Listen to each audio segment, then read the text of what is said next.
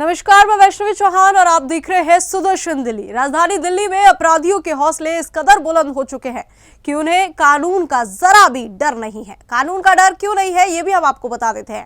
ताजा मामला है दिल्ली के नारायण इंडस्ट्रियल एरिया का, जहां रेलवे ट्रैक के पास बनी झुग्गियों के नजदीक 26 वर्षीय युवक रवि पर दिन दहाड़े सुनियोजित हमला किया गया।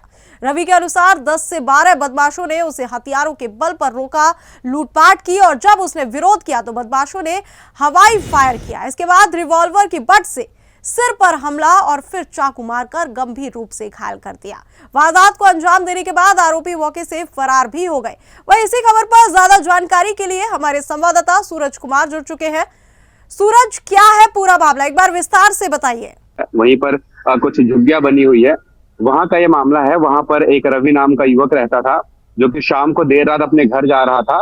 रास्ते में ट्रक के पास 10 से 12 बदमाशों ने, जिनके पास पहले से हथियार थे, उन्होंने उसको रोका, उसके साथ लूटपाट किया और जब रवि ने इसका विरोध किया तो पहले हवाई फायरिंग करके उसको डराने की कोशिश की। फिर भी जब रवि ने थोड़ी हिम्मत दिखाई तो चाकू से उस पर 1 से 2 बार वार किया और तब जाकर जो है मामला गंभीर हो गया और रवि वहां पर बेहोश हो गया चाकू लगने की वजह से। वैसे ही जैसे स्थानीय लोगों को पता चला, उसके बाद लूटपाट करके वो बदमाश वहां से भाग गए। फिलहाल रवि जो है वो क्रिटिकल सिचुएशन में हॉस्पिटल में एडमिट है। स्थानीय लोगों ने मौके से 112 पे कॉल किया। पुलिस आई फिलहाल मामले की छानबीन कर रही है, लेकिन सबसे बड़ी बात यह है कि वहां पर जो ज्यादातर झुग्गी झोपड़ी वाले हैं वो अवैध तरीके से रह रहे हैं और वो सारे ही बांग्लादेशी रोहिंग्या है। जितने भी वहां पर मैं वहां के अगर विजुअल्स आपको दिखाऊं तो वहां पर जितने भी लोग झुग्गी में रहते हैं वो ज्यादातर मोमडन्स हैं और कुछ लोगों के पास ना आधार कार्ड है ना पैन कार्ड है, पर बस वहां पर रह रहे हैं। और सबसे बड़ी बात यह है कि ये पहला मामला नहीं है। उस एरिया से लगातार ऐसे मामले आते हैं जहां पर छीना झपटी होती रहती है, गोली बंदूक चलना बहुत ही आम बात है। और जो पुलिस है, वहां की जो स्थानीय पुलिस है, वो भी इसको जो है सूरज, दिल्ली में लगातार जो है ऐसे मामले सामने आ रहे हैं। दिल्ली में लगातार ये सुनने के लिए मिल रहा है। पुलिस का क्या कुछ कहना है, क्या कुछ कार्रवाई पुलिस द्वारा की गई है? बिल्कुल वैष्णवी, मैं वही बता रहा था कि ये पहला ऐसा मामला नहीं है जहां पर अकेले देर रात को युवक के साथ छीना झपटी हुई है, उसके साथ मारपीट हुई है। ऐसे मामले उस एरिया से ज्यादातर आए हैं क्योंकि देखिए वहां पर जो झुग्गियां हैं वो इलीगल एनक्रोचमेंट है। वहां पर गैर कानूनी तरीके से वहां पर लोग रह रहे हैं। उन झुग्गियों को रेलवे ट्रैक के पास बसा रखे हैं। वो पढ़े लिखे लोग नहीं होते हैं, आधा ज्यादा वहां पर बांग्लादेशी और पाकिस्तान से आए जो रोहिंग्या हैं वो बसे हुए हैं और कहीं ना कहीं इसी वजह से वहां पर छीना झपटी का मामला है। अगर मैं पुलिस की बात करूं तो पुलिस वहां पर जैसे देखिए अभी जो हुआ है इसमें पुलिस ने ज्यादा कार्रवाई नहीं करी है। फिलहाल सिर्फ कंप्लेन दर्ज हुआ है। रवि क्रिटिकल सिचुएशन में अस्पताल में है, लेकिन एफआईआर जो है अभी भी दर्ज नहीं हुआ है। पुलिस का ये कहना है कि छानबीन चल रही है। तो कहीं ना कहीं देखिए जो उस एरिया की पुलिस है, खास करके मैं उस एरिया की पुलिस की बात करूंगा क्योंकि उस एरिया की जो पुलिस है वो हमेशा टाल मटोली करती है मामले, क्योंकि ऐसे मामले उस एरिया से आते रहते हैं। तो पुलिस के लिए भी ये कहीं ना कहीं आम हो चुके हैं।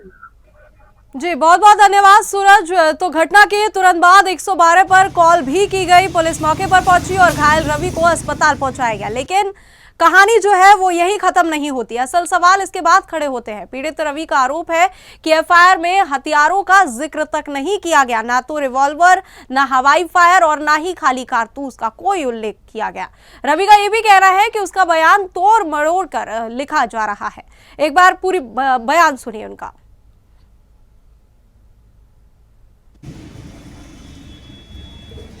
सर, मेरा नाम रवि है। रवि, कल क्या हुआ था? सर, मैं कीर्तिनगर की पटरियों से अपने घर आ रहा था। कुछ लड़के आए जो मेरे को घेराबंदी कर लिया और उन्होंने सर मेरे को आते ही पिस्तौल लगा दी। बोले आपकी जेब में जितने भी पैसे हैं निकाल लो। और उसके बाद सर जी मैंने बोला, उसका विरोध करने की कोशिश की तो एक लड़का और था उनके साथ, जिन्हें मैं पहले से भी जानता था, तो उन्होंने चाकू निकाला, मेरे टांग पे मार दिया सर इस साइड। और फिर जो दूसरा लड़का था जिसके हाथ में पिस्टल थी, उसने सर हवाई फायरिंग करी और मेरे जो 18-19 हज़ार रुपये थे कुछ, तो उन्होंने छीन लिए सर। और वही लड़का जो पिस्टल के नीचे की बट होती है सर, मेरे सर में मार दी, जो मैं होपलेस होके गिर गया नीचे। और सर जी फिर उसके बाद मैं इसका विरोध करने लगा तो वो बोल रहे कि चले जाए यहीं से और मार दूंगा जान से। लोग देखने लगे, वहाँ से वहाँ के लोग, तो वो पैसे लेके भागने लगे। फिर उसके बाद मैंने पीसीआर कॉल की। पीसीआर कॉल करने के बाद कुछ पुलिसकर्मी आए मेरे पास, पूछने लगे क्या हुआ, तो मैंने उनको अपनी सारी बातें बताई और उसके बाद वो मेरे को हॉस्पिटल लेके चले गए। और एक पुलिस वाला था जो बीट का था, कोई रविंदर नाम का पुलिसकर्मी था, उसको एक होल भी मिला था जो उन्होंने हवा फायरिंग की थी जो मेरे ऊपर बच गई थी, और उसका मैंने विरोध भी करा। और फिर उसके बाद मेरा बयान लिया गया हॉस्पिटल के आने के बाद नारायणा थाने में। तो मेरे कुछ बयान थे जो मैंने उन्हें बताया था, कुछ लिखे नहीं गए उस चक्कर में,